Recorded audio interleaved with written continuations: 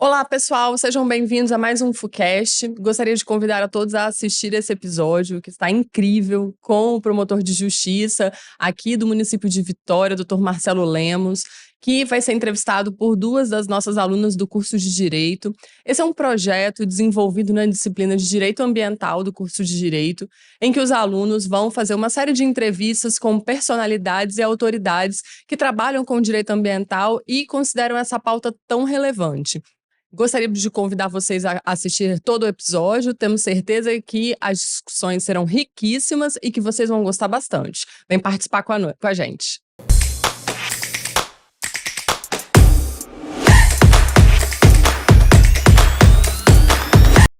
Boa tarde a todos os ouvintes do FuCast. Eu me chamo Vitória Deorce. Eu sou Júlia Tsai e sejam bem-vindos ao nosso episódio. Hoje temos uma conversa muito especial preparada para vocês. Trouxemos uma pessoa com vasta experiência em direito ambiental e vamos oferecer vários insights valiosos para vocês. Nós, como estudantes de Direito da FUCAP, trouxemos um convidado muito especial. Ele é especialista na área de Direito Ambiental e vai agregar muito na nossa conversa. É o Dr. Marcelo Lemos Vieira. Ele é promotor de Justiça do Ministério Público de Vitória e dirigente do CAOA. Doutor Marcelo, muito obrigada por estar presente hoje conosco e espero que seja um bate-papo muito agradável. Agradeço muito o convite, é um prazer, uma honra estar com vocês aqui. Bom, primeiramente, o senhor poderia explicar para os nossos ouvintes como é a sua atuação no Ministério Público e como o MP atua com essa área de direito ambiental? Bom, assim, primeiro a gente entender um pouco assim do Ministério Público, né?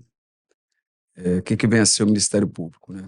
Que na minha visão tem dois ministérios públicos, um de 88 e um de 2023. O de 88, vocês, eu acho que a grande maioria aqui não estava por aqui ainda, né? A gente vinha de um regime difícil, né? Que era contra a democracia.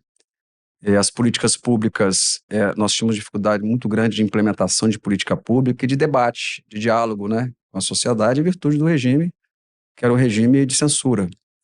Então, a Constituição de 88, me parece, assim, a leitura que a gente faz é que viu no Ministério Público como sendo um ambiente de promoção desses direitos fundamentais que são ligados a essas políticas públicas, né?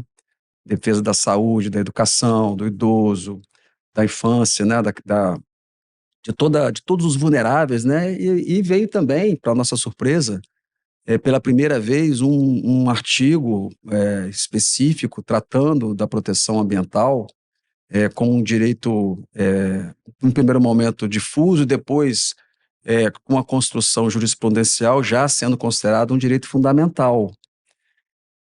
Então, veja bem, esse Ministério Público de 88, quando então implementado, e quando mesmo chegamos na promotoria no Ministério Público 2000, era ainda um Ministério Público muito voltado para comando e controle, né? Judicialização daqueles que eventualmente transgrediam as regras ambientais.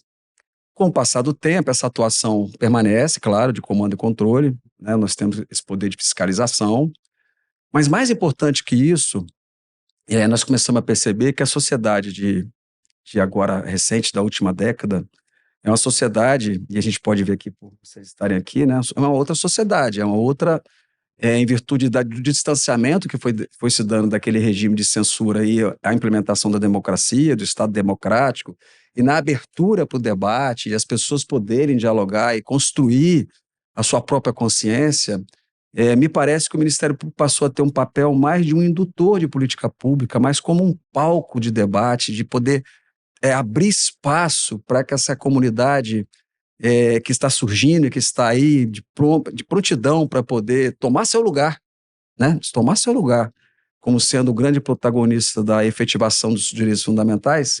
Então, a atuação hoje no Ministério Público, respondendo a sua pergunta, ela tem essas duas vertentes, né?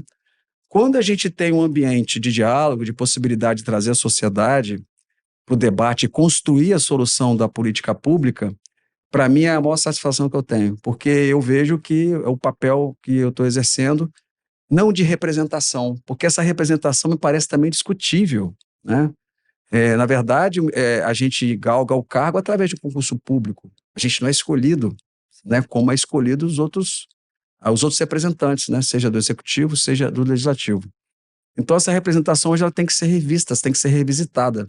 Então, esse papel do Ministério Público hoje, ele é um papel que tem que ser também revisitado. Eu não saberia dizer para vocês hoje, sinceramente, teria um conceito pronto para dizer o papel do Ministério Público. A única coisa que eu posso dizer para vocês é que a nossa atribuição, a nossa atividade ali à frente da promotoria ambiental é, num primeiro momento, de trazer a sociedade para junto com o Ministério Público, junto com os poderes públicos constituídos, junto com a iniciativa privada, que é, em regra, aqueles que detêm o capital e que muitas vezes geram impactos, mas também geram riqueza, né? Com possibilidade de investir e trazer uma proteção ambiental. Então, a gente hoje diria para vocês que o Ministério Público é um lugar, é um espaço de diálogo para poder a gente construir e entregar esse direito fundamental tão importante que é a proteção ambiental.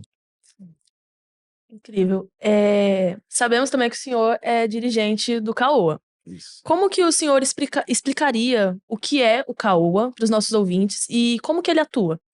É assim, lá dentro da estrutura do Ministério Público, né, nós temos lá o primeiro grau, que são os promotores de justiça, e temos o segundo grau, que são os procuradores de justiça. É mais ou menos juiz e desembargador, né, guardando assim a similaridade. Os promotores de justiça trabalham pelo estado inteiro em comarcas, né, e tem lá suas atribuições. Então, tem colega, por exemplo, no interior, que ele tem atribuição criminal, atribuição civil, atribuição... Aí dentro do civil ele tem lá meio ambiente, consumidor, família, né? Então, para poder auxiliar esses colegas, a gente tem um centro de apoio. Então, você tem centro de apoio do meio ambiente, centro de apoio da saúde, em regra das políticas públicas, mas tem também centro de apoio criminal, que para mim também é uma política pública.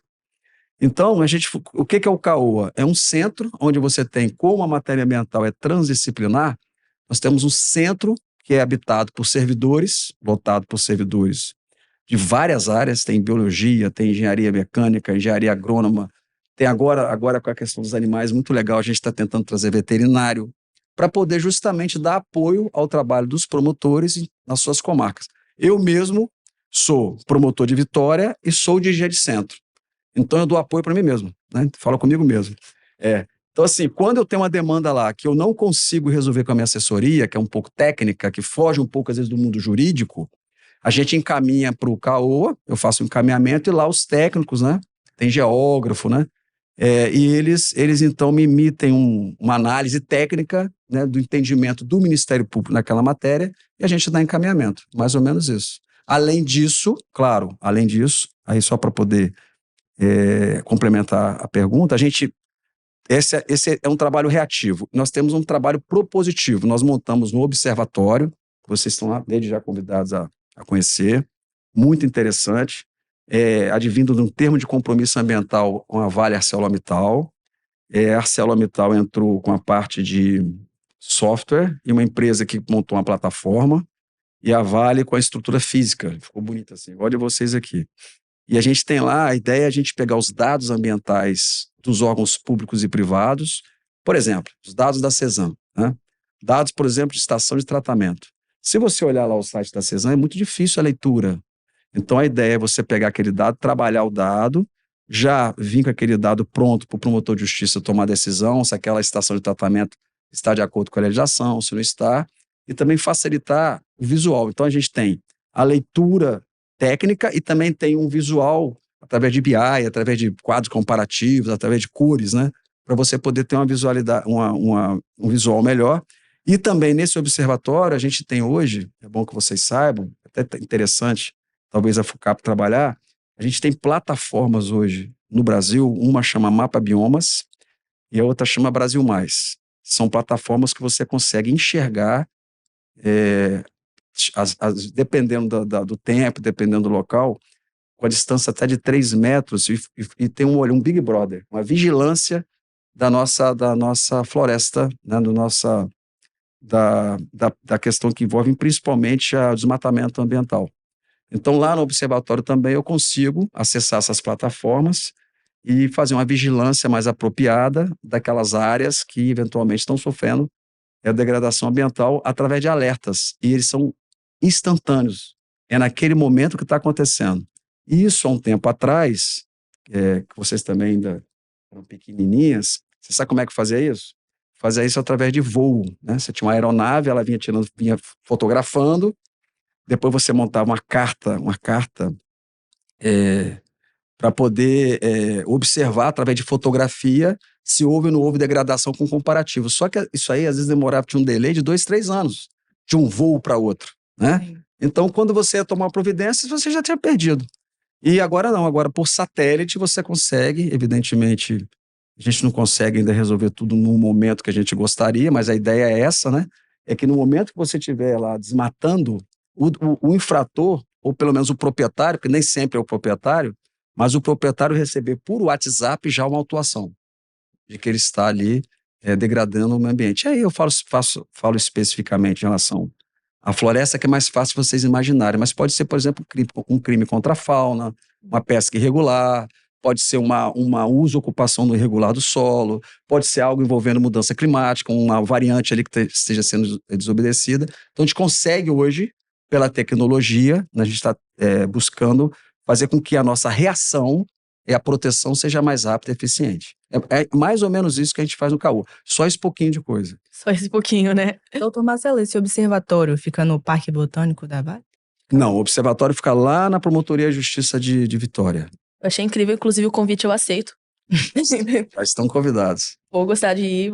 É muito incrível, entendeu? A tecnologia, ela traz coisas muito importantes. Quando aplicadas certas, Isso. entendeu? No direito ambiental pode trazer muitos frutos É por bons. isso que a gente não pode demonizar a técnica, né? O que acontece? Muitos que trabalham na área ambiental querem demonizar o capital, querem demonizar a indústria.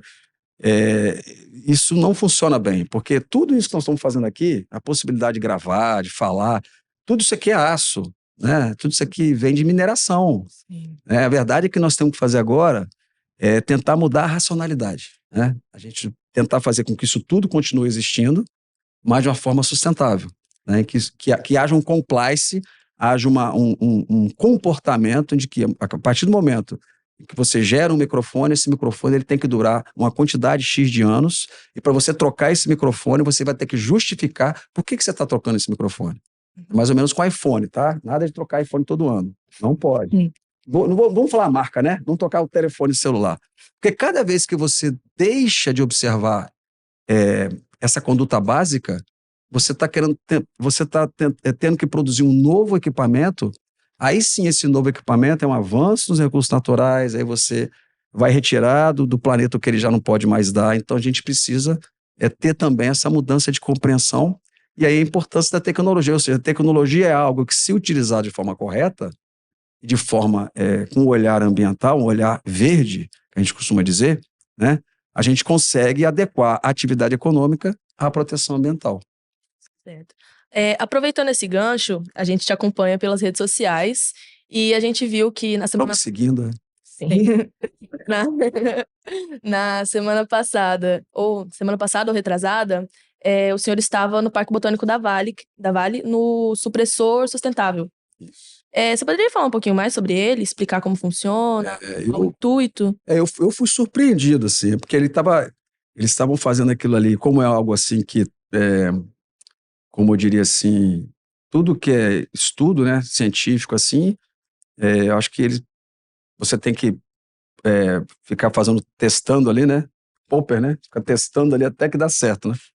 E foi uma surpresa muito grande, porque eles conseguiram transformar algo que é nocivo, que em tese você considera nocivo, ou seja, uma embalagem plástica que poderia ser jogada na natureza, ou então ir para um processo de reciclagem também, virar outra garrafa plástica, mas eles conseguiram transformar aquele plástico num polímero. O que é um polímero? Polímero é uma substância que você aplica nas montanhas de minério para poder tentar amenizar ou mitigar que esse minério arrastado pela poeira venha para a cidade. Então, foi interessante porque você retira o plástico do planeta, né? Do seu, onde ele poderia ser descartado de forma irregular. Infelizmente, esse descarte ainda não é o descarte, muitas vezes, regular, e você consegue transformar em algo benéfico. O que eu questionei lá, que é bom que a gente pense, que o ideal é que não tivesse a garrafa plástica. O ideal é que não precisasse fazer essa transformação. Claro que eu não quis falar isso lá, porque você, né, coloca água no chope, né? Mas, assim, Mas por que é benéfico? Porque enquanto você não tem a solução que é não usar o plástico, mas, por exemplo, usar o papel, que é muito mais fácil de degradar no ambiente e muito mais fácil de reciclar, você é claro que é uma medida extremamente importante, até porque você está utilizando no processo industrial que nos beneficia aqui, que é a questão da partícula sedimentada. A boa notícia que eu ia falar, que eu ia dar para vocês, que eu estava numa das minhas aulinhas de inglês lá, e a professora, nós descobrimos que uma grande empresa de refrigerante, você fala o nome? Vocês não pode, né? Vocês não pode falar. Ela tá retirando do mercado a garrafa plástica e colocando no lugar a garrafinha de papel. E está em teste, né? E a empresa chama exatamente isso, em inglês, né? Garrafa de papel, garrafa de papel biodegradável, garrafa de papel, não sei o que lá, que vai substituir essas embalagens que a gente vê no supermercado. Então, assim, a evolução é muito rápida, né? Então, esse processo, por exemplo, que você viu lá da Vale, com o tempo, provavelmente, vai ter que ser facilitado. Ele reciclar o plástico, que é um processo industrial muito mais difícil, de você transformar o plástico num polímero, vai ser através do papel, que já tem. O polímero que é utilizado em muitos locais é um polímero de celulose. É um papel, se você olhar as pilhas de minério, muitas vezes elas são coloridas, você pode colorir. Por exemplo, eu gostaria que fosse vermelho e preto, né, por causa do Flamengo. Assim, de vez em quando eles fazem lá coloca lá, por exemplo, questão do Outubro Rosa, né, aí faz uma pilha, porque é de papel, porque o papel, a celulose, ela é mais fácil de ser absorvida e não trazer malefícios ao meio ambiente. Bem bacana. Bom, nós gostaríamos de conhecer um pouco mais da sua trajetória pessoal agora. Alguma experiência ou influência da sua infância te levou a gostar da área ambiental e ir para essa área? Alguma influência dos seus pais? Olha, Criação? eu sou... eu acredito muito com o tempo, eu passei a acreditar muito em destino, sabe, assim, as coisas mais ou menos são escritas, assim. Eu acho, sim, que tem influência do meio em que você vive.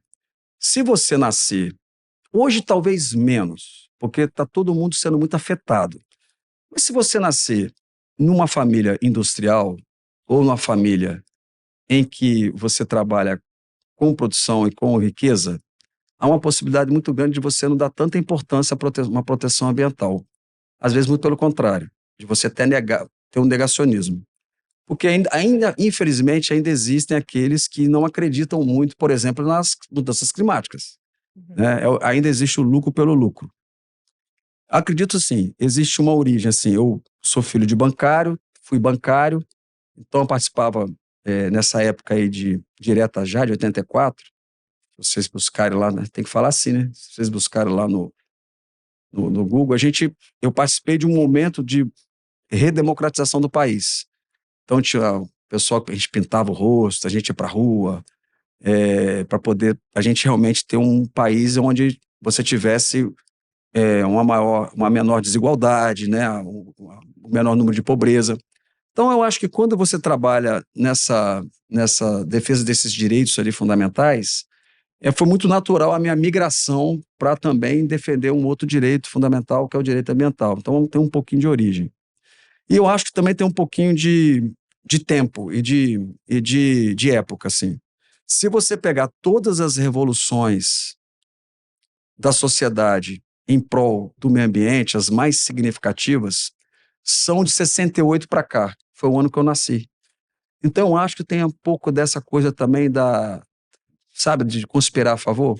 Então eu nasci numa época onde você tinha lá o movimento hippie, a primeira grande conferência de defesa do meio ambiente foi em 72, em Estocolmo. Então, assim, é tudo muito o tempo da minha vida que eu estou vivo, entendeu? Assim, o tempo que eu nasci até hoje é o tempo. Então eu me vejo meio como fazendo parte de uma mudança de comportamento da humanidade. Isso é uma coisa interessante. Vocês estão chegando numa época em que, quando a gente fala, por exemplo, em associação, em ir na comunidade discutir um tema, ou estar aqui discutindo um tema, ter a liberdade de expressão, poder falar entrar com ação judicial e conseguir um liminar para fechar uma indústria. Isso para vocês hoje é muito comum. Na minha época não era. A gente teve que conquistar isso, né? Todo esse estado de direito hoje socioambiental, para a gente poder, então, hoje, estar construindo esse diálogo aqui com a sociedade, para poder, então, a gente ter uma defesa concreta e efetiva do direito ambiental. Então, eu acho, sim, que as pessoas, em regra, elas, quando se lançam em alguma coisa, têm uma origem, eu acho que sim. Não estou aqui dizendo que quem é filho de um industrial não pode ser um defensor ambiental, muito pelo contrário. Hoje é muito comum você ver as grandes empresas, né, os filhos, os seus empregados estarem debruçados nas questões ambientais, mas de um tempo para cá, não era a realidade da minha época. Mas então eu acho que esse fator de ter, em determinado momento, participado dessa redemocratização, junto com os amigos da época, com toda aquela turma ali, me ajudou, eu acho que, a chamar atenção hoje para a importância de um direito tão fundamental e tão importante para todo mundo, para toda a humanidade, que é a defesa não é do planeta, né? A defesa a gente defende a gente, né? Porque o planeta vai continuar aí, né? Tem isso também, né? Eu estou defendendo o planeta. Mentira, o planeta vai continuar aí. O planeta é o cachorro, a gente é a pulga. Ele vai balançar, a gente vai cair, ué. Na verdade, o discurso nós estamos defendendo a humanidade contra ela mesma. Não é isso? Sociedade de risco? Sim. Né? Na sociedade de risco, então, é mais ou menos essa historinha aí. Mas e o senhor no dia a dia? Como que é? O senhor você pega e aplica os princípios da sustentabilidade dentro de casa, separa o lixo. Pois é, essa é uma questão assim, a gente, em regra, não mora sozinho, né? Uhum. Essa é uma luta diária, porque você, quando escolhe alguém para morar com você, você não pergunta se é ambientalista. Isso também, né? Mas o senhor tenta influenciar, então. Hoje está mais fácil, hoje eu tô uma vida mais, tô alone, assim, tô mais sozinho, fica mais fácil. Mas eu vou contar para vocês, em casa, claro, a gente faz a separação, eu moro num apartamento onde me proporcionou ter energia solar, então eu tenho energia solar, eu também tenho um aquecedor solar, né? Eu só não consegui fazer a reutilização da água porque como é um prédio, né, ele não cabe fazer, não consegui fazer, tinha que ser na obra. Então eu tenho energia solar, tenho aquecedor solar, e agora meu desafio é ir para o carro elétrico. O problema é que, e é uma discussão que foi até feita ontem aqui no Palácio, é o custo desses veículos, né? Eles têm um custo que não são acessíveis, né? Não há uma justificativa e não há razoabilidade nesses valores. Então, o próximo passo agora, eu já dei um passo, porque a época que eu troquei meu último carro, eu me recusei a comprar o diesel, que era, na época, muito vantajoso, mas eu preferi pagar um pouquinho mais e ter um carro, por incrível que pareça, né? O diesel, na época, era uma promoção, aí eu preferi o carro a gasolina, porque era um poluente. Como é que muda, né? Isso tem poucos anos, né? Não tinha ainda o carro elétrico, era um carro ainda em teste. Agora não, agora você já tem um elétrico. Então, assim, na verdade, a gente vai se adaptando, né? Então, a próxima aquisição, se ocorrer, ou ele vai ser híbrido, dependendo da capacidade que ele vai ter, né, de locomoção, ou ele vai ser elétrico. Agora, a gente precisa aproveitar a reforma tributária e repensar a tributação, né, para poder a gente avançar, porque ninguém vai migrar para os equipamentos que sejam mais sustentáveis se você não tiver incentivo, né? Então tem esse problema. Então muitas vezes não é que a pessoa não quer, é porque você não consegue, e nós estamos falando de um país onde existe uma questão ainda muito séria de desigualdade social. Então a gente tem que ter esse olhar também da capacidade de cada um, né, de poder buscar, dentro das suas possibilidades, se adaptar e se adequar a essa realidade e realmente ter um comportamento, uma conduta, se é que a gente costuma falar de ser um sujeito ecológico, que pensa ecologicamente, entendeu? Sim. Puxando um pouquinho para esse lado também do cotidiano, de sustentabilidade, qual empresa capixaba que o senhor acha que é considerada um exemplo, que segue certinho as normas, a ética do direito ambiental, que possivelmente está dentro dos padrões da ONU do 2030, sabe? Eu vou fazer o seguinte com você. Eu não vou falar o nome de uma empresa porque eu poderia cometer uma injustiça, Uhum. né? Por que eu não vou falar uma empresa? Porque no Espírito Santo, eu tô tendo a gente está muito próximo da FINDES, que é a Federação da Indústria, e a gente está vendo assim que está havendo um esforço muito grande da federação para poder tentar acompanhar, né, e tentar realmente mudar o compliance, mudar a sua forma de agir. É muito difícil, porque são vários segmentos. Cada segmento tem lá a sua peculiaridade, né? O que eu posso dizer para você é que o que me faz ser otimista é que o nosso ambiente aqui no Espírito Santo é muito favorável. É um estado pequeno, onde as pessoas se reúnem de forma relativamente fácil. Nós temos hoje, e aí eu posso dizer isso sem nenhum problema, nós temos hoje um governo que é um governo que está alinhado com a pauta ambiental, até porque o governador é engenheiro florestal.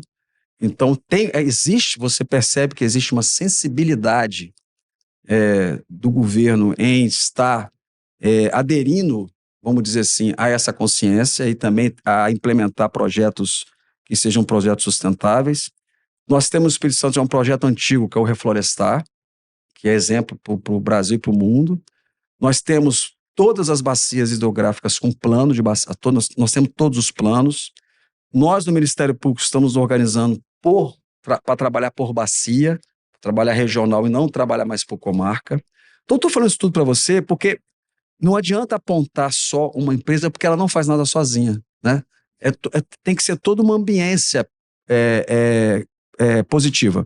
Então, o Estado do Espírito Santo, de uns anos para cá, né, vamos botar assim, de 2000 para cá, desse novo momento para cá, de 2000 para cá, a gente pode dizer mais ou menos assim, 2000, um pouquinho para cá, o Espírito Santo deu uma reviravolta política muito importante. Você vê como é que tudo se fala, né? Houve uma mudança política muito importante no Espírito Santo, onde o capixaba ele se apoderou das instituições de forma a não permitir, por exemplo, a questão que havia aqui, que era muito complexa e complicada, que a gente tinha uma sensação de corrupção das instituições, então a gente mudou. Hoje o Espírito Santo ele é um estado que a gente olha nos portais aí, a gente vê que é um estado organizado. Então, assim, é todo um ambiente favorável para que você possa sentar à mesa, né, e fazer com que a indústria, serviço, a sociedade civil como um todo, ela mude, né, o chip, né, mude o canal, né, e tenha realmente passa a ter essa racionalidade ambiental tão falada pelo Henrique Leff, né? Eu aconselho a vocês, quem puder, se debruçar lá no Henrique Leff, é um mexicano, que ele fala da complexidade ambiental, né? O ser no mundo como ser ético-ambiental. Ele tem um comportamento ambiental. Mas você só consegue fazer isso se você tiver um estado onde você tenha ambiente. E aí, para poder a gente fechar essa pergunta, e essa questão é importante, não há como você separar crescimento, desenvolvimento, se você não diminuir nível de pobreza. Entende? Como que você vai dizer para uma pessoa que não tem o básico, não tem alimento, né, geladeira vazia, que não tem saneamento básico, ou seja, água tratada, esgoto tratado, que não tem muitas vezes acesso à educação, como é que você vai dizer para essa pessoa ser um sujeito ecológico?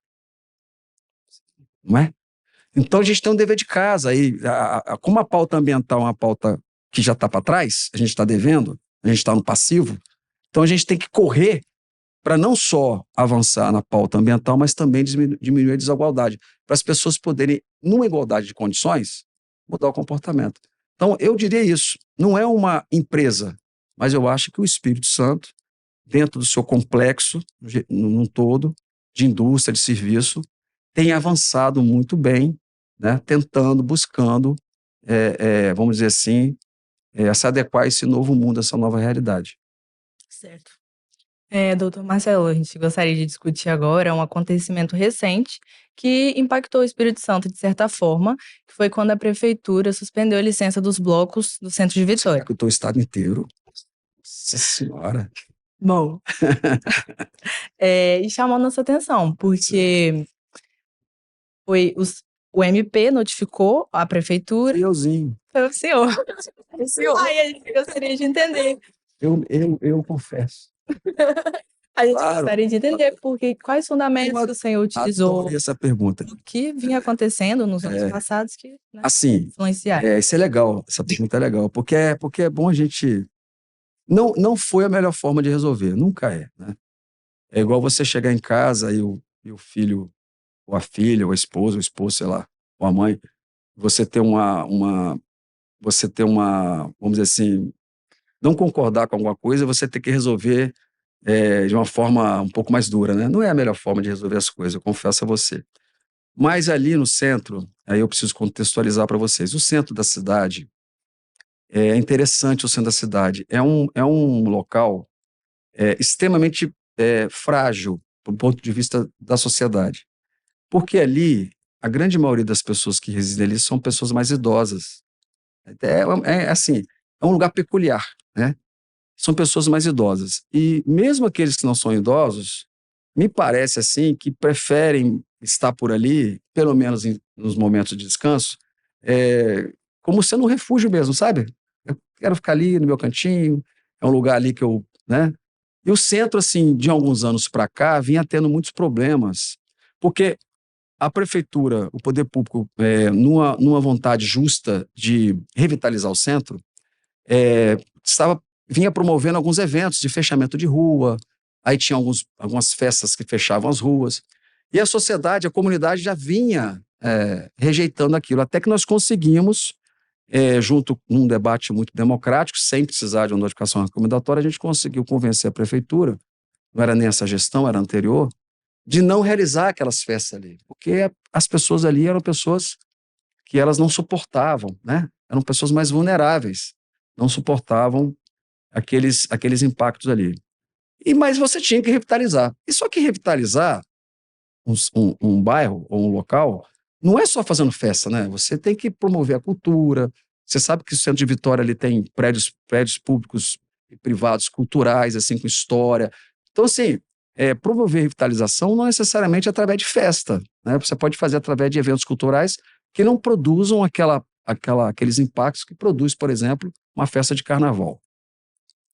Quando os blocos começaram a surgir, eu não sei se vocês sabem disso, os blocos de carnaval tiveram um ápice muito forte em determinado momento, depois eles meio que desapareceram, os carnavais ficaram meio privatizados, e de uns anos para cá os blocos voltaram com força, né? Acho até porque a questão financeira fica muito cara você sair para um Rio de Janeiro, para a escola de samba, ou Salvador mesmo, né? Então as pessoas começaram realmente, de novo, a criar os blocos. Quando houve a criação dos blocos, os blocos começaram a funcionar, o que acontece? Você tem os impactos, né? Então você tem vários blocos, eu vou citar um, porque é onde eu morava, você tem ali, por exemplo, tinha um bloco lá que até nós ajudamos a fundar, o nome dele era muito legal, Tô Bebo. Nós fundamos o bloco era tranquilo, um bloco de pouca gente, né? Um bloco... No final das contas, o bloco virou praticamente uma escola de samba, de tão grande que ele ficou. Aí veio o trio elétrico.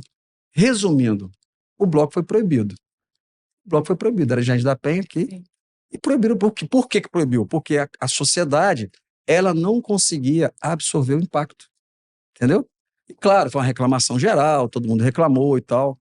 No centro da cidade é uma coisa parecida que está acontecendo. O local ali, ele não consegue absorver o impacto, né? Então você imagina, são ruas estreitas, prédios antigos, não tem tratamento acústico algum, você tem ali uma comunidade extremamente vulnerável, né? E um problema ali que aí foi paralelo, mas não é a minha promotoria, mas que ajudou muito, alguns incidentes, né? De violência e alguns incidentes assim inapropriados ali naquela região. Então, na verdade, o problema não foi o bloco. Nós não proibimos o bloco. Na verdade, quando o bloco está passando, não tem problema nenhum. É muito legal o bloco. Poxa. O problema é a dispersão. O problema é o depois. A pessoa bebe, né? Claro, tá, né? As pessoas estão se divertindo, aí vem um carro de som e aquilo se perpetua pela noite. Então, nós tivemos um diálogo com... Por que a pergunta é legal? Porque aí, diferente da notificação recomendatória, a gente reuniu com os blocos, todos, foi muito legal lá com a prefeitura, com o prefeito. Eu fiz uma sugestão, mas aí não depende de mim, porque o Ministério Público não pode fomentar evento, quer dizer, até poderia, né? promotor de justiça, podia ser promotor de evento. O que eu sugeri? Eu sugeri uma coisa simples. Quando você... Não é um carnaval? Não temos sambódromo lá, aquela área maravilhosa lá? Os blocos podiam terminar e ter uma festa lá depois. E as pessoas irem para lá. Com banda, de repente, como os blocos têm dificuldade financeira, a venda de alguma coisa para os blocos, entendeu? Porque o problema nunca foi os blocos. O problema é a dispersão e, infelizmente, o poder público não consegue muitas vezes resolver a dispersão. Como é que você vai ficar abordando um por um? Para de beber, para de gritar. É difícil. O direito de ir e vir, né? Aquela guerra de direito fundamental, né? Do direito de ir e vir e tal. Então, assim, tive uma reunião agora também com o vereador André Moreira, da Câmara de Vitória, também muito preocupado. Falei, estou à disposição para poder adequar. O direito fundamental da comunidade ao direito ao sossego e à proteção da sua dignidade de vida, que tem a ver com a proteção ambiental, né? A poluição sonora, não sei se vocês sabem, é a segunda pior poluição para a vida, para a saúde humana, só perde para a poluição atmosférica. Ela ataca o seu psíquico, ataca seu batimento cardíaco, a sua saúde cardíaca. É impressionante, porque ela irrita a pessoa de uma tal forma em que existe algumas consequências graves nessa questão. Então, para equilibrar a proteção da dignidade da pessoa humana e a proteção ao lazer, o direito fundamental ao lazer, a diversão, e o carnaval é cultural no Brasil, a gente tem que sentar à mesa. Aí vem aquela história que eu falei para vocês lá do início. Qual o papel do Ministério Público hoje? Abrir as portas para o debate. E aí a gente está lá construindo uma solução que eu acho legal, que é tentar levar as pessoas, né, retirar as pessoas ali do local, de uma forma evidentemente pacífica, né, e até de incentivar, para que elas vão para um outro lugar, continuar se divertindo, porque é carnaval, né? Então a gente quer, às vezes, o bloco é cedo, a pessoa quer ficar um pouco mais, se divertir. Você vai que arruma um namorado no bloco e depois vai embora para casa? Não tem graça, né? Aí quer continuar namorando, mas tem que ir para um lugar onde não haja esse impacto, né? Não haja esse incômodo, né? Para as pessoas que muitas vezes nem querem, né? Querem ter ali sua tranquilidade, ficar em casa. É mais ou menos isso. Então, o senhor respondeu uma outra pergunta que a gente ia fazer, que é como que o senhor ponderou a cultura e o meio ambiente? Esse choque, né? É o que eu falei, nesse primeiro momento, como houve ali uma emergência, né, um reclamo muito grande, a gente teve que tratar de uma forma um pouco mais incisiva, né? Vamos dizer assim. Teve que usar o direito. Olha que interessante, o direito. Né? E agora a gente usa mais a filosofia, né? Porque o diálogo ele passa por uma construção filosófica, né? Então eu acho que a filosofia às vezes funciona melhor do que o direito, que é a regra. Porque a regra é fria, né? E a filosofia ela vive, assim, ela pulsa, né? Ela se desvela ali. Então eu acho que esse é a melhor forma de construir a solução. E claro, não é o Ministério Público, é o poder público, é a sociedade, são os blocos. E é legal que os blocos eles têm um monte de... Os blocos são todos diferentes, né? Um é afro, outro é não sei o quê. Então, assim, tem as bandeiras, os blocos têm bandeira. E essas bandeiras têm que sair à rua. Então, assim, você não pode nem imaginar não deixar um bloco sair. Tem que sair, o bloco Sim. Tem que ir para a rua. É um momento também de manifestação cultural, Sim. né? De falar, né? É muito legal isso aí. Doutor Marcelo, nós gostaríamos de saber algum TAC, termo de ajustamento de conduta, que o senhor firmou com algum órgão ou empresa que seja curioso ou inusitado para contar para a gente. Assim, eu estou ali há mais de uma década, né? Ficando velho, né? Mais de uma década na promotoria. São muitos termos de compromisso e, recentemente, uma outra forma de agir que é até mais democrática, porque também, assim, quando você vai construindo solução e vai construindo no diálogo, você vai criando credibilidade, concorda? Sim. As pessoas vão confiando, falar, vai lá que lá a porta está aberta para... Então, assim, a gente é procurado até por outras pessoas de outras comarcas para poder, né? Só que tem um colega lá e a gente vai, evidentemente, dar o apoio. Mas tem dois que são realmente excepcionais, que são justamente os relacionados ao Porto de Vitória. Nós temos aqui, vocês sabem, né, vocês já devem ter ouvido falar, nós temos um problema sério de suspensão de partícula sedimentada, chamado pó preto, né? Isso é uma coisa que Eu, por exemplo, sofri com sinusite a vida inteira, minha filha já tirou adenoide, já fez cirurgia. Dificilmente você encontra algum morador da região que não tenha problema respiratório, né? E isso é uma realidade. Em algum momento da história, se vocês pesquisarem aí, o Espírito Santo é um estado que teve problemas sérios de desenvolvimento. A gente era praticamente um estado que produzia café, e o café teve uma crise muito grande, o estado faliu, sim, quebrou. Era uma época de muita pobreza, se você olhar as fotos da pena, sabe, as pessoas em filas com fome. E aí houve uma decisão do governo federal de então trazer indústria para cá, né? Aquela época ali do milagre econômico, dos anos 60, 70, né? Então, primeiro veio a Vale, que é uma mineradora, né, fazer diferença. Então, a Vale vai lá em Minas Gerais, nas jazidas de Minas Gerais, retira o minério, traz o minério para cá e exportava o minério para ir para algum lugar, transformar aquele minério em aço e produzir isso tudo que a gente vê aqui, né? Microfone, computador, carro e tal. E isso, evidentemente, era feito de qualquer forma. Naquela época, sabe, o primeiro evento de proteção ambiental foi em 72. Essas empresas chegaram aqui nessa época. Então, assim, não havia uma preocupação razoável com o meio ambiente, né?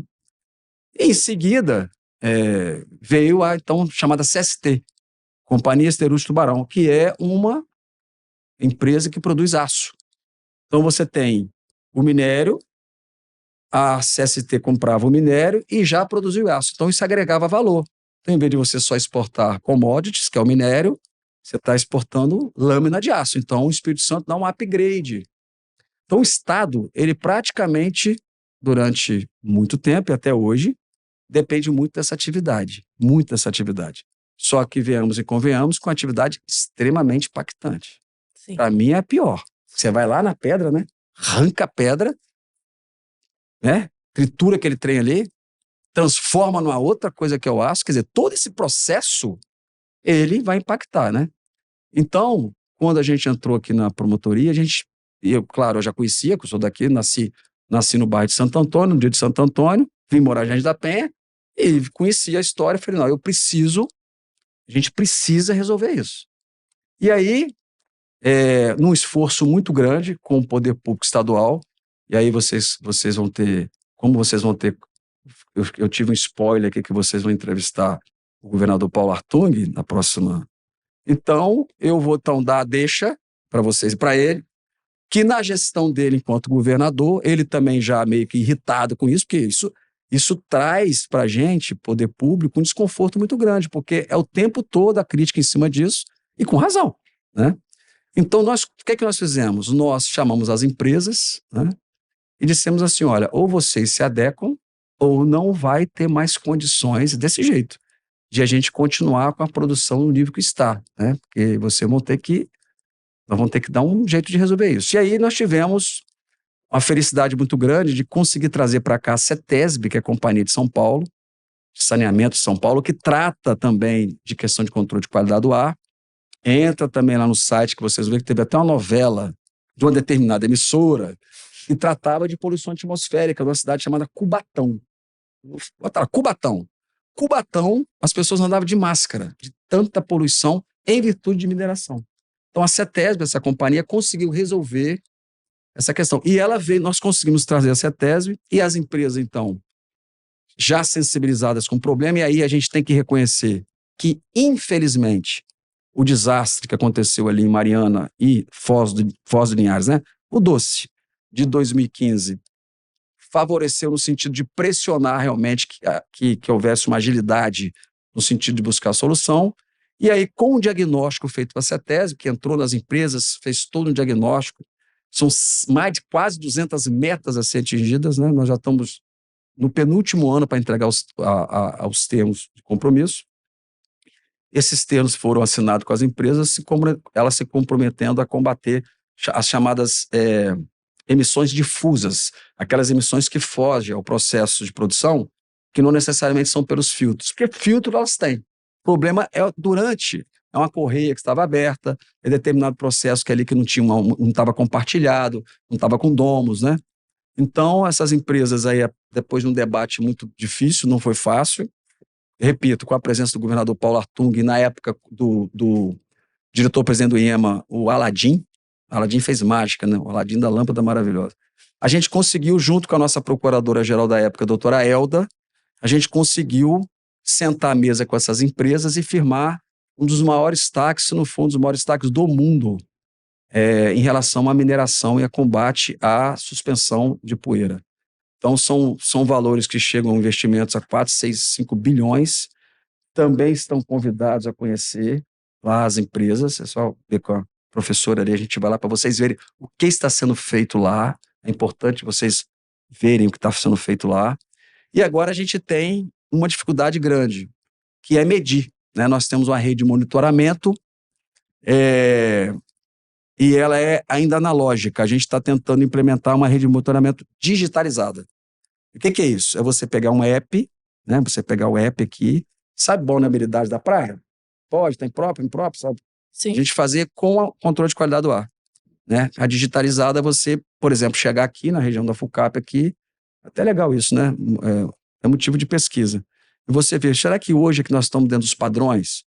Então, essa é a primeira dificuldade, né? Nós precisamos mudar o modelo de medição. E a outra coisa que nós estamos precisando, que aí depende da Assembleia, já está lá há 10 anos, que é difícil legislar, a gente não tem padrão de partícula sedimentada, por incrível que pareça, no mundo, como é muito pontual, né, o mundo não se preocupa muito com partícula sedimentada, com poeira. O que o mundo preocupa? Com emissão de gases, que é muito pior. Né? Partícula sedimentada incomoda, faz mal à saúde? Sim. Mas o que é pior? É o CO2 que está saindo ali. Aí eu vou dar uma deixa para outra pergunta. Então, em relação à partícula sedimentada, são os maiores destaques do mundo. As duas empresas aderiram. A ArcelorMittal, inclusive, quem quiser depois baixar no app, tem um app chamado Evoluir, que ela faz a gestão online dos termos de compromisso, todas as metas que ela tem que cumprir. E aí, o que é mais legal, que eu acabei de apresentar lá no grupo de pesquisa, foi o que eu acho mais sensacional desse trabalho, foi a gente perceber que nós conseguimos afetar as empresas e as pessoas. Então, hoje, se você for dentro das empresas, ontem mesmo eu estava lá, acho que você tem uma pergunta dessa aí.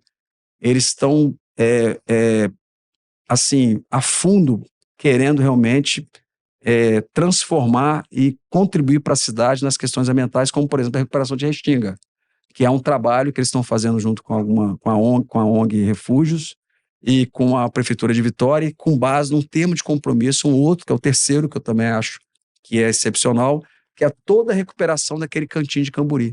Então, aquele cantinho de Camburi era horroroso. Tinha ali uma saída de esgoto, aquilo ali tinha uns campos de futebol, assim, caindo aos pedaços, o parque... Então, nós fizemos um acordo com a empresa, no sentido dela limpar toda aquela região ali que tinha minério na areia, ali, antigamente, muitos anos atrás, ainda tem na parte submersa, mas está consolidado. Então, tem estudos mostrando que não precisa mexer, que já tem a fauna marinha, a flora marinha ali já habitada. Então, nós estamos entregando ali o Parque Atlântico, já entregamos, e estamos entregando agora um parque natural, que vocês vão poder visitar em breve, e recuperamos a água própria para banho. Pode ir lá no final de semana, o pessoal está parando lá, está a coisa mais linda. Estamos recuperando a fauna e a flora local, e estamos recuperando o ar. Então, as três dimensões ali. Então, assim, eu diria que esse trabalho, dizem que é único no mundo. Foi falado pelo secretário de Estado, Rigoni, ele pesquisou no mundo um trabalho assim que fosse todo ele muito completo, no sentido de você trabalhar com isso tudo junto, é único no mundo. A gente mudou o compliance das empresas, elas têm um compliance ambiental completamente diferente. E assim, a gente entende que com essa mudança de comportamento, a gente pretende, com a legislação, ficar dentro de padrões de partícula sedimentada que sejam padrões menos agressivos. Tá? Mais ou menos isso, assim. Não há possibilidade da gente aqui na cidade ter, eu costumo dizer isso, zerar. A gente não vai conseguir ter um ambiente que seja totalmente limpo, em virtude da proximidade das empresas e do vento nordeste. Ou seja, foi escolhido um lugar ruim. Mas por que foi escolhido um lugar ruim? Porque não tinha nada. Né? Ali era isolado, né? A cidade de Vitória era lá no centro de Vitória, aquela parte de Santo Antônio, de Cutuquara, sabe qual é? Sim. De lá para cá não tinha nada. Então, só que na época não tinha esse planejamento, né, de crescer para cá, pro lado de cá. Então ficou duas grandes empresas, as maiores do mundo praticamente, do segmento, dentro de um ambiente urbano. E aí a notícia para vocês, é o único lugar do mundo que é assim. O único lugar do mundo onde você tem uma mineradora, uma siderurgia, dentro da região metropolitana. Você pode vasculhar o mundo, que você vê que elas estão sempre afastadas, né? Roterdã, por exemplo, que eu fui, a parte de pátio de minério fica lá no começo do porto, a cidade está lá longe, ou seja, não tem a mínima chance de chegar. Então, assim, a gente vive realmente buscando mitigar esse impacto, né? E a gente tem que tentar convencer as pessoas que elas precisam participar do processo, do debate lá na Assembleia para construir essa legislação, e também a questão da medição e trazer para vocês, tecnologicamente, né, a tecnologia, a segurança do dia a dia que a gente está vivendo num ambiente, vamos dizer assim, menos poluído. E aí, para fechar, o grande problema não é esse. O grande problema é a emissão de CO2, né, que são os gases. Né? Então, assim, o pó preto é sujo, incomoda, faz mal à saúde, sim, as partículas pequenininhas, né, as menorzinhas, mas o que mais traz prejuízo à saúde e ao planeta é o CO2. E aí nós temos uma peculiaridade do Espírito Santo, né? Foi feito um diagnóstico aqui no Espírito Santo, né, e está sendo feito no Brasil, dos pontos de emissão de CO2. Então, em regra, o CO2 ele é emitido mais pela agropecuária. Olha que interessante, né? É isso? 70% é do metano. Sim. Pode falar? É o pum do boi? É o pum do boi. É o pum do boi, é a arroto do boi, né? Nossa, muito louco, né? E aí, o que acontece? A nossa agropecuária é um país extensivo, um país de grande extensão. Então, o retrato do Brasil é um. Então, agropecuária, 70%. Indústria, acho que 10%, bem menos. E depois, o Espírito Santo, não. O Espírito Santo, a maioria do CO2 é indústria. Diga-se, Porto de Vitória. Então, agora nós temos outro desafio, né? E aí é mais difícil. Por quê? Porque para você diminuir o CO2, e aí eu até sugiro a vocês, convido as indústrias para vir aqui. Muito legal, você ouvir, né? Como funciona, sabe? Como é que pega o minério, transforma em aço, como é que é o processo, por que gera CO2, é muito legal. Eu não saberia explicar, eu entendo, mas não saberia explicar. E aí, a gente vai ter que fazer um exercício agora de diminuir esse CO2. Só que para diminuir o CO2, a matriz energética para transformar o minério em aço é o carvão mineral, que é o pior poluente do mundo junto com o metano. E não sei se vocês acompanharam nos Estados Unidos, aquela briga lá do presidente antigo com o presidente atual, republicano, democrata, era justamente que o presidente anterior liberou as jazidas de carvão mineral, que é um grande poluente. Grande poluente. Então, o que vai ter que acontecer? A empresa que transforma o minério em aço, que é a ArcelorMittal, ela está já debruçada em projetos para tentar transformar a matriz energética de carvão mineral para hidrogênio ou gás natural. Como é que faz? Não sei. Assim, né? A engenharia, não sei. Só sei que se fizer a transformação, você praticamente zera. Bom, se não conseguir, porque é um estudo, se não conseguir, é entubar o bicho. Né? Existem alguns projetos que você pega, em vez de você jogar para a atmosfera, você entuba e coloca, por exemplo, em jazida de petróleo vazia. Sabe? É bom vocês conversar com a turma da engenharia uma hora aqui. Você tem os berços de petróleo que já tirou o petróleo. Tem lá o berço. Ele está vazio. Aí você injeta o CO2 ali. Você entuba o CO2. Então, em vez de você jogar, né? Por que eu estou falando isso? Porque nós estamos atrasados. Ou seja, o CO2 que está hoje na atmosfera não é produzido por nós. Foi produzido há 200 anos atrás. O CO2 que a gente está produzindo hoje vai ficar mais 100 anos. Então, é irreversível. Prepare o filtro solar para usar 150. Né? O planeta vai aumentar 1,5 graus. Isso é fato. Sim. Não tem mais jeito. É irreversível. Nós perdemos. O que nós temos que fazer agora é adaptar.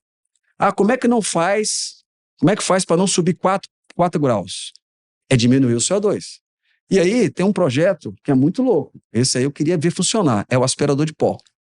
Já ouviu falar nisso? Não. O cara vai na atmosfera e tenta captar o CO2 e transforma ele em energia.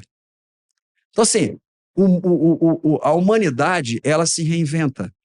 Ela se reinventa. Para ela sobreviver, ela vai ter que se reinventar. Então, qual é a regra hoje? É proteger a nascente, diminuir o desmatamento, proteger os recursos hídricos, retirar o CO2 da atmosfera, reciclar, reciclar, reciclar, reciclar, reciclar. Então, são alguns preceitos básicos que a gente tem que começar a cumprir, mudar o chip para poder evoluir. E aí, eu respondo a pergunta de vocês, por que são os termos de compromisso mais importantes? Porque a gente trabalha com tudo isso aí. A gente trabalhou com a questão da água, porque a Arcelor implementou a dessalinização, a indústria ali, para tirar, quando necessário, para não buscar recursos no Santa Maria, buscar água salgada e transformar água doce. A Vale está diminuindo a cada dia que passa a utilização também do Rio Santa Maria. Então, essa mudança de olhar, né, de ter que realmente se integrar à comunidade e arregaçar as mangas para proteger a biodiversidade, talvez seja o grande êxito desse termo de compromisso assinado. Muito interessante. Eu não sei se o senhor sabe, mas no domingo fez 8 anos do desastre de Mariana, Sim. certo? Aí, à vontade. Aí, os municípios e as populações afetadas ainda buscam reparações, certo?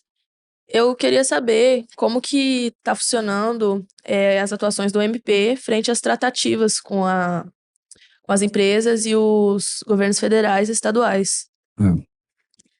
Sim, quando aconteceu o desastre lá, a gente teve o primeiro momento, né, claro, você tem que tomar aquelas providências primeiras, né, de buscar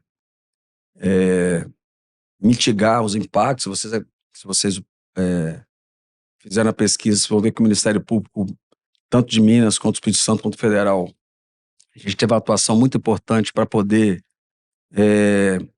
buscar ali uma proteção das pessoas, em especial a questão da água, né? Por muito tempo, as pessoas recebiam água potável, né, pago pelas empresas. E junto a isso, evidentemente, se começou um trabalho de se buscar os diagnósticos para ver como que seria o ressarcimento fauna marinha, flora marinha não, né? Ali é fauna e flora local, né? Da bacia. A marinha da parte da Foz dos Linhares e também descendo ali alguns municípios do Espírito Santo ali.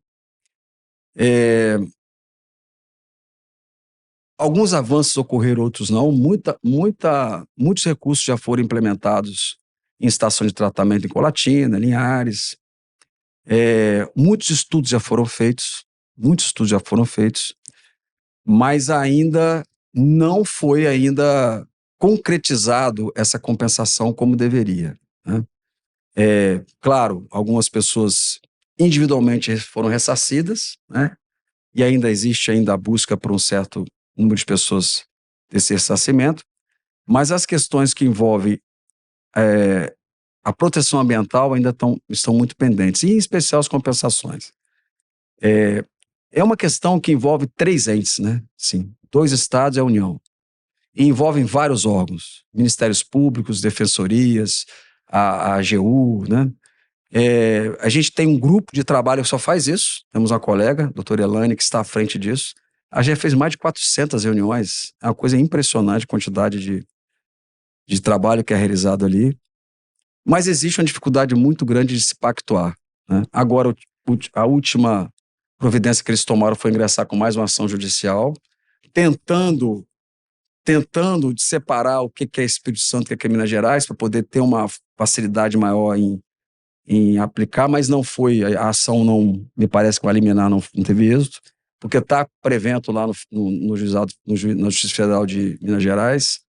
Então, assim, inevitavelmente, esse pacto vai sair, ou essa repactuação, porque houve um primeiro momento, um pacto, mas ele não satisfez, ele não foi o devido, né? Que a gente entende que não era razoável. Então, nós estamos numa fase, qual a fase nós estamos agora? Dessa repactuação. Aí você tem do outro lado a Vale, E aí eu sempre falo, a Vale tem uma divisão. Como é que o senhor trabalha aqui, trabalha lá? Pois é, são diretorias diferentes. Aqui é a diretoria portuária. Lá é a diretoria que trabalha com as barragens. São pessoas diferentes. Eu nem conheço as pessoas de lá. Tem uma posição, né? Você tem a Samarco e tem a BHP, que é uma empresa de fora, internacional. Então, assim, uma mesa de negociação dessa, ela é extremamente complexa, são muitos interesses, né? São inúmeros. Mas me parece que está tudo caminhando para uma repactuação. E aí é uma região, é uma bacia, aquela bacia do Doce ali, que ela vai ter uma possibilidade de recuperação muito grande, que os valores de ressarcimento são altos, né?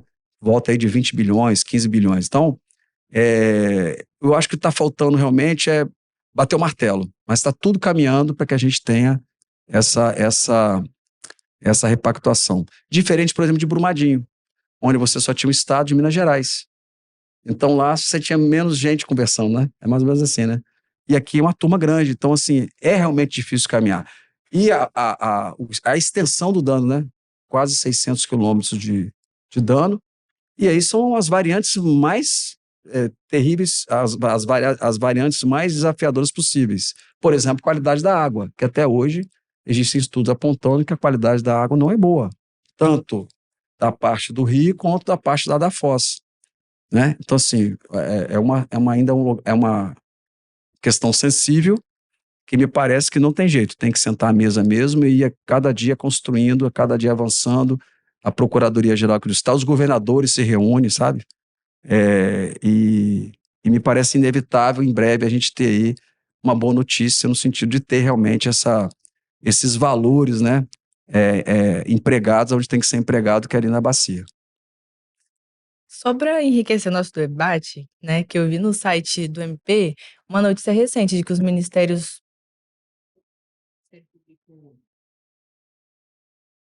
protocolaram uma petição pedindo a condenação de 100 milhões da Vale, BHP e do Samarco, né? No caso do rompimento da barragem de Mariana e do Rio Doce. O senhor acredita que esse dano ambiental será reparado na cidade? Assim, o dano ambiental in natura, assim, o retorno às coisas como elas eram, Não, né? é muito difícil, porque você imagina, uma discussão, por exemplo, lá eu repito, eu não estou à frente desse trabalho de forma exclusiva. Quem está é a doutora Elaine lá, mas o que eu sei, que eu ouço dizer? Por exemplo, a discussão se você deve ou não deve retirar o minério que está no fundo. O que isso pode ocasionar, né? É uma discussão. Então, assim, se você for retirar, você pode ter uma piora, né? Você pode fazer com que isso perpetue por mais tempo ainda, né? Porque você vai tirar ali, você vai mexer. Se você não tirar, você tem a possibilidade de ficar um ambiente poluído. Então, é uma discussão que você está tendo lá. Então, assim, eu acho que dificilmente você consegue recuperar o meio ambiente como ele era. Por isso que você tem medidas de compensação, né? Você tem que compensar de alguma forma. Como é que você vai compensar? Por exemplo, tratando o saneamento de toda a bacia, todos os municípios ali afetados. Eu acho que é uma possibilidade interessante, porque você deixa de lançar no leito do rio o esgoto in natura, que já é algo que começa a melhorar bastante a bacia. Mas como eu falei lá no início, né, o país é um país que fez essa opção, não é à toa que Minas Gerais chama Minas Gerais, né? Exploração de minério a vida inteira, ouro, de tudo quanto é jeito. Minas Gerais é um estado que ele tem N problemas de barragem ainda lá, com vários alertas. A gente até tentou um tempo atrás fazer um estudo para ver, por exemplo, uma viabilidade, se você teria como fazer um estudo mais profundo, que se rompesse lá uma barragem novamente, se você consegue evitar que isso ocorra como ocorreu, se você consegue frear isso de uma forma mais rápida. Eu acho que isso ainda é um desafio a se fazer, mas assim, eu acho muito difícil essa recuperação in natura. O que eu acho que pode acontecer são medidas compensatórias até para educação, saúde, sabe, outras áreas de direitos fundamentais, para poder minimizar o sofrimento ali de toda aquela região, né, o impacto daquela região que houve ali, que a gente lamenta muito. Mas são com as guerras e com as dificuldades que a gente cresce, né? Sim. Então hoje você tem uma legislação de barragem diferente, um tratamento diferente, várias vedações, né? Então mudou muito a perspectiva de construção de barragens lá no estado de Minas Gerais. Bom, como comentado aqui, já ontem o senhor foi no encontro do Consórcio Brasil Verde, que tinha o objetivo de discutir estratégias de financiamento para as ações climáticas. Doutor, na sua opinião, quais são as soluções financeiras viáveis para a resolução desse problema, dessa discussão? O que foi mais comentado por vocês ontem? Assim, vocês já devem estar acompanhando, vem acompanhando, né, que seria muito, é justo que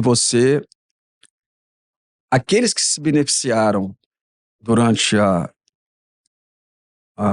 o tempo com a riqueza, se propõem a pagar a conta, né? Então, assim, vamos contextualizar, né? Quando a humanidade ela se industrializa e ela busca, através da industrialização, um maior conforto, né? Porque, eu não sei se vocês já leram aquele livro do Homem Sapiens, lá do Yuval Harari, né? Que ele contextualiza isso bem, né? O que ele mostra? O progresso, a industrialização, que é tão demonizada muitas vezes, ela tem um lado muito positivo. A humanidade, em determinado momento, ela tinha problemas sérios com a fome. As pessoas passavam fome. Não tinha alimento para todo mundo porque você não tinha produção em escala industrial, né? Por exemplo, você não tinha agrotóxico. Olha que negócio louco, né? A gente combate tanto o agrotóxico, mas sem esse tipo de incremento na agricultura, você não conseguiria produzir em escala. Você também não tinha, por exemplo, muitas vezes as pessoas morriam por doenças. Você não tinha produção de vacina. Vacina é uma coisa recente na humanidade. Então, a industrialização, a tecnologia, vamos dizer assim, ela avança e traz para a humanidade uma segurança maior de vida, tanto que a nossa média de vida ela aumentou bastante. A gente vive muito mais do que há 200, 300 anos atrás, né? Às vezes você fala assim, poxa, mas aquele pintor lá morreu com 30 anos. Os caras morriam com 30 anos. Morriam porque adquiria lá uma tuberculose da vida e morria. Então, o que acontece? Essa opção pela industrialização, os países industriais, assim, se você pegar lá a Inglaterra, que é o país que talvez seja o símbolo de indústria, e a Europa como um todo, eles saíram na frente, né? E consumiram todas as suas reservas naturais, né? Se você andar pela Europa, você não vê floresta, você vê plantação. Você não tem floresta, né? Se você andar na Califórnia em determinado momento do ano, como eu já andei, se bobear, você morre queimado. Eu já caí dentro de um parque da Califórnia, em chamas, e passei aperto lá. É algo assustador, assustador. Então, esses países que se industrializaram, que se beneficiaram com os recursos naturais, né? Por que eu estou falando isso? Esses países, ali que está a fonte de financiamento. São os países mais ricos. São os países mais ricos. Vocês sabem que existe uma conta de que se tivesse mais 2 Estados Unidos, tinha que ter 4 planetas. Porque a sociedade americana é a sociedade mais consumista do mundo. O que significa isso, ser mais consumista? É que mais vai ao planeta e retira recurso natural. Aí eu pergunto a vocês, da onde tem que vir o financiamento? Tem que vir desses países. É muito injusto hoje você querer que o Brasil, que o México, que a América do Sul, que a América Latina, que foi extremamente explorada, a África, que foram... É muito injusto hoje querer que as colônias, vamos dizer assim, paguem a conta. Não é isso? Sim. Então, o grande debate é hoje, ontem foi falado isso, o governador do estado falou isso, que se fala a todo momento que tem trilhões à disposição para poder investir em infraestrutura. Por que investir em mitigação e adaptação à mudança climática? É mudar as fontes de energia, não é isso? Você sair da energia fóssil e da termoelétrica para a energia eólica, energia... A nossa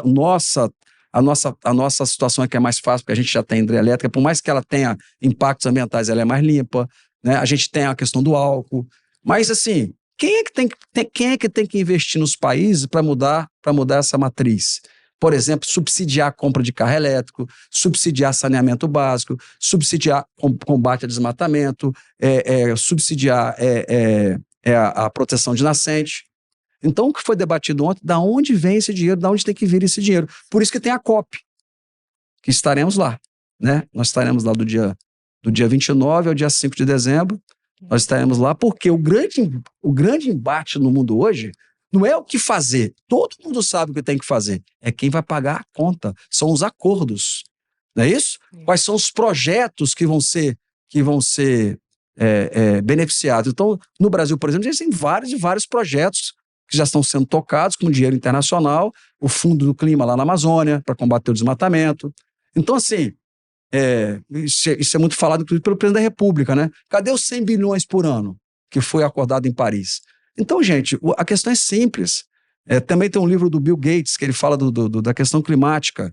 Ele fala, a gente lança 51 bilhões de toneladas de CO2 por ano na atmosfera. Até 2050 tem que zerar. Como que você zera? Mudando a matriz energética. Como é que você muda? Com dinheiro. Com dinheiro. Porque assim, o ruim, sabe o que seria ruim? Se a gente não tivesse a solução tecnológica. Olha, não tem jeito. Todo mundo tá mortinho. Morreu, não tem jeito. Trata o Flamengo, é o último campeão, ganha esse. Mas não é essa a questão. A tecnologia existe, a solução existe. Então vamos lá. Quer ver uma coisa? Olha que negócio louco. O europeu está parando de comer carne vermelha. Por que o europeu está parando de comer carne vermelha? Porque ele sabe que quem mais lança CO2 na atmosfera é o gado. Então ele falou assim: eu vou parar de comer carne vermelha. Só que quando você faz isso, vamos lá, vamos para a realidade. Isso quebra o Brasil, porque a gente exporta carne. A minha tia, se me ouvir, minha tia, ela vai matar, porque ela é vegana, né? Como é que você consegue? O boizinho tem sentimento. Minha tia, eu sei. Mas eu sei disso. Mas o problema é que a gente não foi criado assim. É a mudança do chip, né? Da racionalidade, né? A menina lá pega o carneirinho, colinho, né? E tá você comendo o carneiro lá, assadinho lá. Então, assim, é uma mudança de comportamento. Mas para fazer isso, vocês concordam? Então tem que os países ricos bancar os países em desenvolvimento. Falar assim, olha, eu vou fazer o seguinte, para o cara parar de ter a fazenda do boizinho lá, eu vou injetar dinheiro, vou dar financiamento para ele mudar. Ele vai, em vez de criar boi, ele vai criar, por exemplo, galinha. Eu estou falando isso, mas vou tomar pedrada, porque até a galinha também não pode. O pintinho sofre, né? Porque fica lá confinado. Mas você está entendendo? Sim. Então, é o dinheiro, é o financiamento. A gente tem que tirar a soja e fazer o replantio da mata, do Pantanal ali, que está sendo invadido pela soja e tal. Tudo bem, já sabe o que tem que fazer. Mas como que você vai fazer com um país que é o maior exportador de soja? Você mata o nosso agronegócio. Por isso que na hora que senta na mesa, a conta não fecha. A conta não fecha. Então, mudanças climáticas passam por um grande acordo de que os países ricos precisam definitivamente, realmente, efetivar os acordos que estão sendo feitos, de injetar financiamento nos países em desenvolvimento, para que os países tenham projetos, para que as pessoas, né, as empresas, a sociedade civil como um todo, ela mude seu comportamento, sua fonte de riqueza, que haja uma mudança de matriz energética e por aí afora. É realmente isso que foi discutido ontem, e ontem, se vocês estivessem lá, vocês vão ver que a vontade existe de alguns investidores, mas você precisa ter os projetos, né? E muitas vezes tem o dinheiro e não tem um projeto. Então também o Estado precisa de ter os seus escritórios de projeto, principalmente para os municípios, para a gente poder realmente tentar ver se a gente consegue salvar a humanidade nos próximos 100 anos, senão as coisas vão ficar bastante complicadas. Tema muito importante, porque tem assustado, né? A alta das temperaturas. Você vê como é que é o ser humano, né? Até 10 anos atrás, ninguém falava em mudança climática. Isso já vinha sendo estudado há mais de 50 anos. Só quando o bicho pega. Os cientistas já vinham levantando o dedo e falaram, olha, vai ficar ruim. Mas o ser humano, ele só começa a se movimentar quando chega nele. Quer ver outra coisa? Recurso hídrico. Enquanto o recurso hídrico é escasso para uma população mais vulnerável, tudo certo. Mas quando chega na classe média e chega naqueles que têm mais condição, as pessoas se movimentam. Então, infelizmente, a gente ainda vive numa sociedade ainda um pouco, eu diria assim, individualista, sabe? Não existe um pensamento coletivo. Mas, enfim, o planeta é sábio, a Mãe Gaia é sábia, então ela está avisando. Falou, olha, eu estou, por enquanto, colocando a 38 graus, mas pode piorar. E ainda há tempo. Então, fica aqui, né, a nossa contribuição no sentido que a gente precisa colaborar no nosso dia a dia, né? Eu estou indo para lá para justamente ver o que o Ministério Público pode fazer. Eu estou indo também no Rio Grande do Sul, né? Vocês acompanharam o Rio Grande do Sul? Né? O Rio Grande do Sul teve um município que desapareceu. Teve um município que, infelizmente, a água levou o cemitério e os corpos se misturavam com pessoas que já tinham sido, né, sepultadas, com pessoas que tinham falecido. Então, assim, cenário de guerra. E aí, né, porque a gente está fazendo um evento lá dia 21 a 24, lá com o Procurador-Geral. O governador está indo para lá porque é o presidente do consórcio dos estados. Como é que a gente lida com essas situações extremas? Porque a gente tem que se adaptar também, né? Combater lá a alta temperatura, vamos fazer. Mas enquanto no combate, os eventos vão acontecendo. E como é que a gente faz, né? Trabalhar com defesa civil, como é que você faz a evacuação das cidades, como é que protege as pessoas, para onde elas vão. Então isso tudo está sendo motivo de discussão e debate aí. As soluções baseadas na natureza, não sei se vocês já viram, né? Construção de lagos artificiais nas cidades, para elas servir de receber água, manter água, não deixar inundar, retém. Quando enche demais, aí você joga água para um reservatório. É uns negócios assim, sensacionais estão acontecendo por aí, que a gente está precisando, a gente precisa aprender e implementar nas nossas cidades. É por aí. Show. Se deixar, a gente vai até amanhã. Tranquilo. Tem outras dúvidas, assim, mas só mais uma aqui. Frequentemente, as pessoas têm dúvidas quanto a quem procurar quando acontece algum dano ambiental ou algum desastre, alguma coisa assim, do tipo. Então, eu queria saber quais são os critérios para você procurar o MP e quando não procurar o MP, quem a gente recorre? Assim, vamos lá. O ideal, você sabe que o Ministério Público Brasileiro é o único Ministério Público no mundo que tem esse trabalho em política pública, assim. Alguns países têm uma coisa ou outra, mas assim, do tamanho que é o Ministério Público Brasileiro, que está em todas as áreas, saúde, educação, não tem, né? Essa pergunta tem duas respostas. O ideal seria que você batesse a porta do executivo, né? Quem executa a política pública? É o executivo, né? O legislativo, ele constrói a legislação da política pública, de como ela tem que ser, né, realizada, e o executivo executa. O ideal é o seguinte: você está diante de um dano ambiental, de uma situação que exige ali no mínimo, um olhar do poder público, é procurar o executivo. Então você tem lá, município, você procurar a Secretaria Municipal de Meio Ambiente, fala, olha, está havendo aqui um desmatamento irregular. Então, isso seria o certo, correto.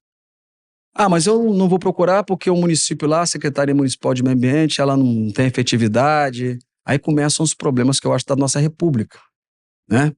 Aí você começa a procurar um outro ente, que é o Ministério Público, para ele poder acionar o poder público, para o poder público tomar aquela providência para sanar o dano ambiental. Olha que negócio meio esquisito, né?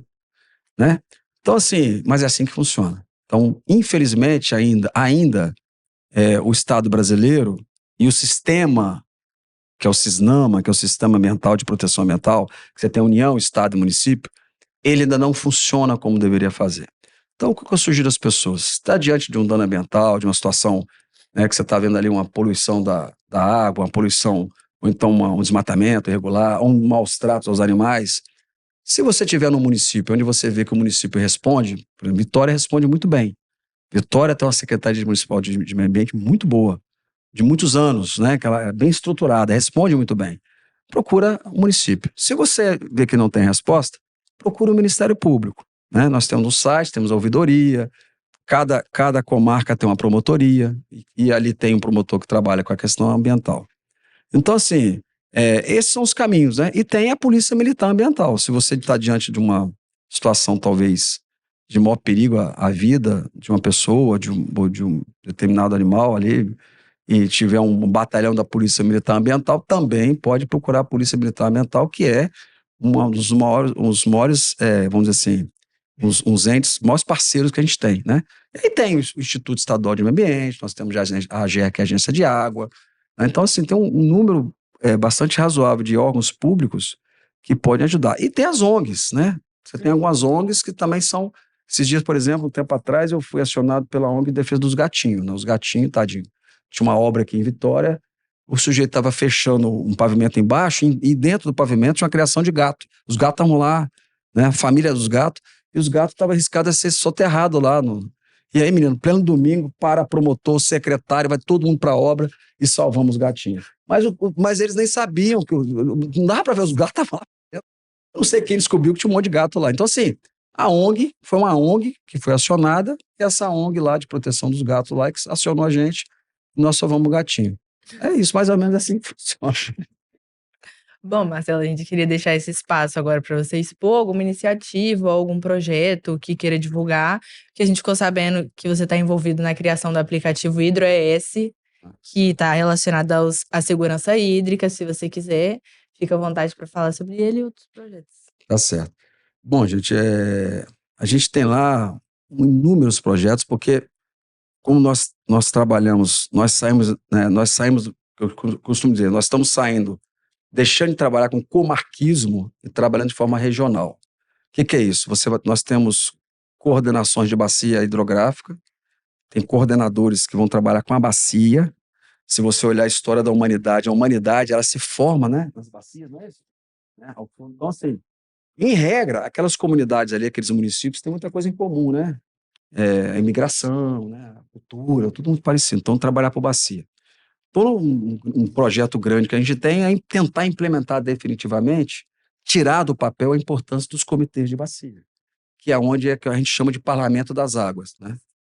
Vocês estão convidados dia 11 de dezembro, às 15 horas, a gente está lançando um livrinho lá no MP, que tem um artigo meu com o professor Goretti, sobre justamente a importância do comitê como sendo o Parlamento das Águas. Porque você tem o usuário da bacia, você tem os concessionários, o CESAM, por exemplo, e tem o poder público ali no comitê. Então é um lugar democrático de você discutir o uso da água, a quantidade e qualidade do uso da água na bacia. Então, eu acho que o maior projeto que nós temos hoje é implementar realmente essas coordenadorias. E temos as coordenadorias temáticas. Nós temos coordenadoria de controle de qualidade do ar e mudança climática, de saneamento, resíduo, animais, patrimônio histórico-cultural, porque a gente começou a perceber que a questão ambiental ela se tornou muito complexa e ela saiu do mundo jurídico. Não está só no mundo jurídico. E aí a especialização se fez necessária. É impossível você dominar. Se você me fizer uma pergunta muito específica de proteção animal, talvez eu não saiba te responder. Tem um colega lá agora, ele mergulhou no assunto, como Minas Gerais, Rio Grande do Sul, São Paulo, alguns estados já vem fazendo há algum tempo, de você ter um promotor exclusivo para trabalhar com proteção animal, por exemplo, patrimônio cultural, resíduos. Aqui nós temos uma colega que é referência nacional em questão de reciclagem, resíduo sólido, relação com os catadores, associação de catadores. Então, eu acho que o maior projeto que nós temos hoje é esse, é transformar, sair uma mudança de paradigma, de trabalhar por comarca, para trabalhar por região e trabalhar especializado. Então, assim, se vocês tiverem um tema específico, poxa, a gente queria entender melhor a proteção do patrimônio histórico-cultural. Poxa, vai ter um colega que vai vir aqui falar com excelência. O que está em alta agora? A proteção dos animais, né? Com a pandemia, a proteção dos animais teve um up impressionante, como, né, as pessoas começaram a denunciar mais, né? Concorre até com feminicídio, né? Concorre, se você olhar, é quase que... Então, assim, por quê? Porque são questões que estavam ali, eu acho que estavam ali represadas, né? E com a pandemia isso se expandiu. Então, acho que é esse o projeto hoje, e com isso, a gente tornar mais efetiva a nossa entrega, entendeu? Porque é muito difícil. Né? Assim, por que é difícil trabalhar com o meio ambiente? Porque, em regra, a gente sai perdendo, porque a humanidade, quando ela fez essa opção pela indústria, quando ela fez a opção, né, quando ela fez a opção de separar a natureza dela, porque a humanidade, até em determinado momento, ali na Idade Média, se você olhar os filmes, se você olhar a história e ler a literatura, a humanidade tinha uma relação com o meio ambiente de irmandade, mais ou menos como o índio. Por que o indígena ele tem essa relação direta com o meio ambiente? Porque ele olha para o meio ambiente como alguém, como um outrem.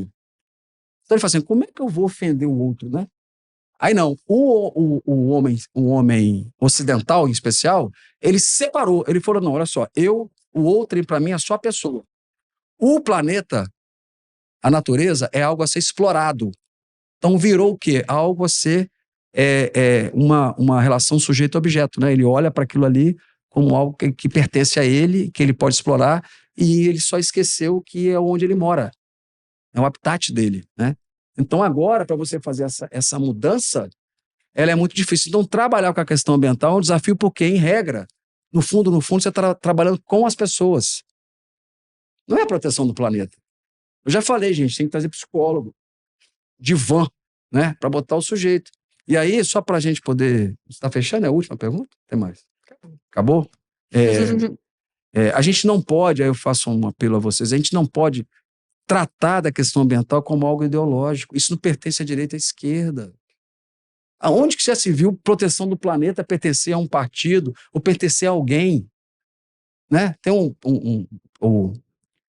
acho que é uma das falas mais inteligentes que eu vi do professor Herman Benjamin, que é ministro do STJ, que ele fala assim, no primeiro Estado nacional, que defendia lá os direitos individuais, era o quê? Era eu contra o Estado, né? O primeiro Estado nacional era o quê, né? O Estado liberal. Então, assim, era aquela coisa de você, do Estado liberal, não tirar sua liberdade, né? Então, você queria, né, aquele rompimento do medievo ali com a sociedade moderna, era o quê? O direito de ir e vir, né? A liberdade de expressão, a liberdade de, né? Então, era eu contra o Estado. Depois vem o Estado de providência, né? O Estado de que somos todos nós contra o Estado, né? O Estado do bem-estar social, o Estado tem que bancar tudo, tal, não, né? Quando chega no estado socioambiental, olha que bacana.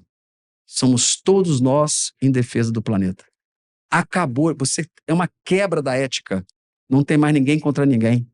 Quando você fala em estado socioambiental, e lá no artigo 225 fala que é dever de todos, então não tem essa história de falar que o dever de defender o meio ambiente é do promotor, é do governador, é do prefeito. Não é. É de todo mundo que está sentado aqui nessa cadeira, é do presidente da ArcelorMittal, é do maior acionista da Vale, é do padeiro, é do cara que está ali, do catador de lixo ali, é de todo mundo. O problema é a consciência e a compreensão disso.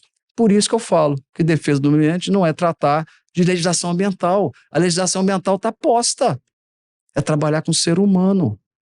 Então, quando a gente for para esse debate, tirar do debate a política rasa, né? Trazer a política num patamar alto, né? De que realmente a defesa do planeta, a defesa dos recursos naturais é uma questão de Estado, não é de governo. Compreende? Sim. Então, essa é a última fala. E por aqui eu vou... Bom, então, para fechar, gostaríamos de agradecer a sua disponibilidade de ter vindo aqui. já contado um acabou. pouquinho. Puxa. Ai. Obrigado por ter vindo aqui, sanado um pouquinho das nossas dúvidas, ter aberto um tempinho na sua agenda.